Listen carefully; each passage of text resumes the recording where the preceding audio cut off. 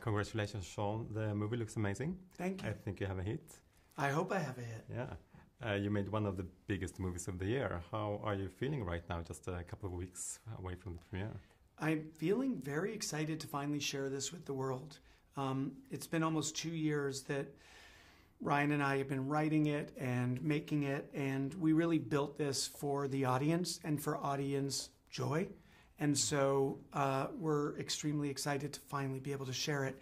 I also live in constant fear of spoilers and saying the wrong thing. So if I can get through this interview and just a few weeks more, I'll feel better. I see.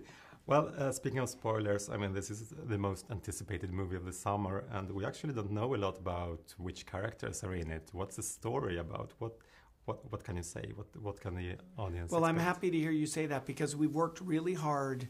So many movies tell you the whole story in the trailer. Yeah. And we wanted to be very conservative with what we share because the movie has so many surprises. It has Easter eggs, but it also has story surprises and other character surprises. And so all I can say is, as we've kind of implied, it's about Wade Wilson, who has sort of lost his way, and he wants to matter. And he's given this opportunity through the TVA to join the big leagues. But his world is at risk. And so he needs to team up with Wolverine in order to do something that matters. And you have these two characters who really do not get along, who really don't fit together, but they're forced together. And that leads to comedy, that leads to conflict, that leads to a lot of action, and ultimately it leads to friendship. You're definitely pushing the boundaries with the language, the violence, and the jokes. It's not like any other Walt Disney movie we've ever seen. What was off limits? Did Kevin Feige or Marvel ever say, like, we can't say that, we can't show that? I was really surprised by the lack of limits. I think the only request ever was maybe let's not have Wade and Blind Al do cocaine. And the first thing we did when Kevin Feige said that is we wrote the joke that Wade tells the audience that Feige says no cocaine. So that was one of the first things we wrote, and it was a perfect example of how in Deadpool nothing is safe, no one is safe. And we love that, yeah. Let's talk a bit about Ryan and Hugh. They are great friends in real life. You worked with both of them before. What do you think they bring to these iconic characters this time that we haven't seen before? I think that these characters in this movie, they're consistent with the legacy that we do revere. But it gives them an opportunity to show, frankly, some more emotional dimensions. I think that of the many aspects of the movie that is subversive, the emotionality of the movie that comes out from this connection between these two heroes, these two anti-heroes, I think that the emotion is new for both characters. I have to ask you, we are hearing exciting updates from a galaxy far, far away. How's work going on your Star Wars movie? It's going. It's going. I was wondering when the world would find out who was writing it.